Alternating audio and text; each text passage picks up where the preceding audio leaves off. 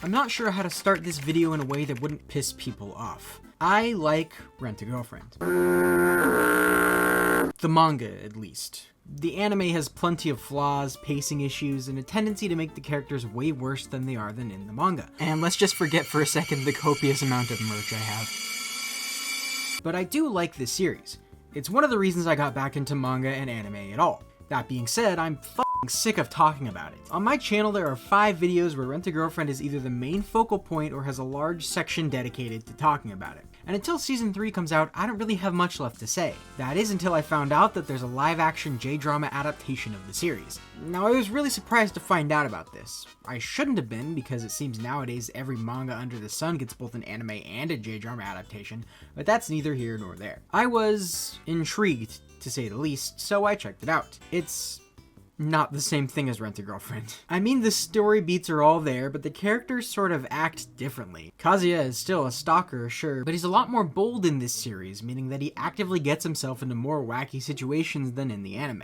Chizuru seems like she's dying inside at all times, Ruka is actually a better character, honestly, and Mami's character arc got completely rewritten. Sumi is pretty much the same though. But I'm not here to give a synopsis of the story. God knows I've done that enough times. Instead, I just want to talk about the differences between the anime and the drama.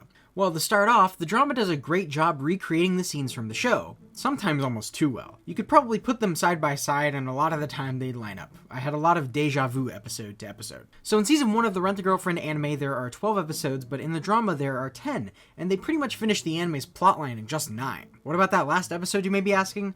Well, we'll get to that in a bit. So how did they fit 12 episodes of anime into just 9 live-action ones? Cutting out a lot. The hot spring episode and the episode where Ruka tries to sabotage Chizuru and Kazuya's family are gone completely, and a ton of plot lines are shortened and fit into their own episodes respectively. Ruka and Sumi's presence are majorly cut, with Mami getting way more screen time. The stocking episode, otherwise known as the Christmas episode, no longer takes place on Christmas and is instead during the summer. A major plot device in the series is having Kazuya look directly into the camera to exposition about whatever situation he's in, with tons and tons of screaming. He spends a lot of time screaming. It gets annoying. Strangely, Shu gets more screen time than Kibe, and Kazuya's parents get one single scene and are never seen again. Kazuya's grandmother also gets fewer scenes, and thankfully she's less annoying, and Kazuya also never goes to the love hotel with Ruka, and they only ever go on one date.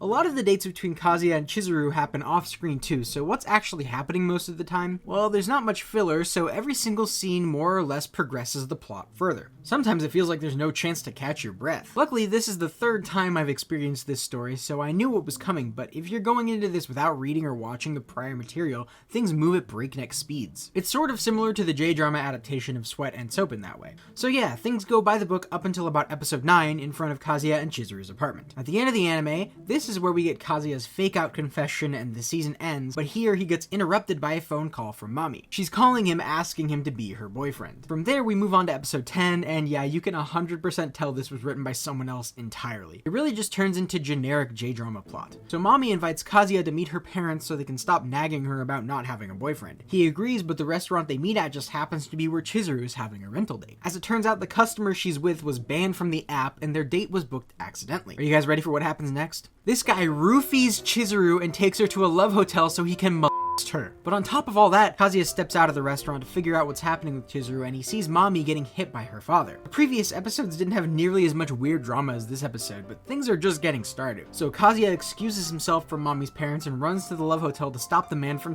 assaulting Chizuru. He can't find which room they're in, so he hits the fire alarm, waking her up and sending the man out running. He tackles him and turns him over to the police. He then has a 2-minute long monologue about not making fun of Chizuru and blah blah blah. The series ends with Ruka, Chizuru, Sumi, and Mami falling in love with him. Yeah, they just decided to make Mami a love interest instead of an antagonist. In the anime, it's crystal clear that she doesn't care about Kazuya at all and is just trying to get back at him for getting over her so soon and then subsequently lying to her about having a girlfriend. But here, that's pretty much all thrown away. But hey, I'm sorry, did we just glance over the part where they rewrote the ending so Chizuru almost gets raped?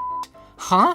Why would you do that? Is the J-drama version of Rent-A-Girlfriend a faithful adaptation? I don't think so. At a glance, sure, a ton of scenes looked ripped right out of the anime, but if you're watching yourself, you can tell. The characters have all been tweaked just a bit. Also, they rewrote the ending. I'm just gonna assume they were going into this with the understanding that there wouldn't be a season 2, as many J-dramas or K-dramas wrap up after just one season. And while I'd love to see how they handle the movie arc, it just isn't likely we'll ever get that far. And that's probably for the best.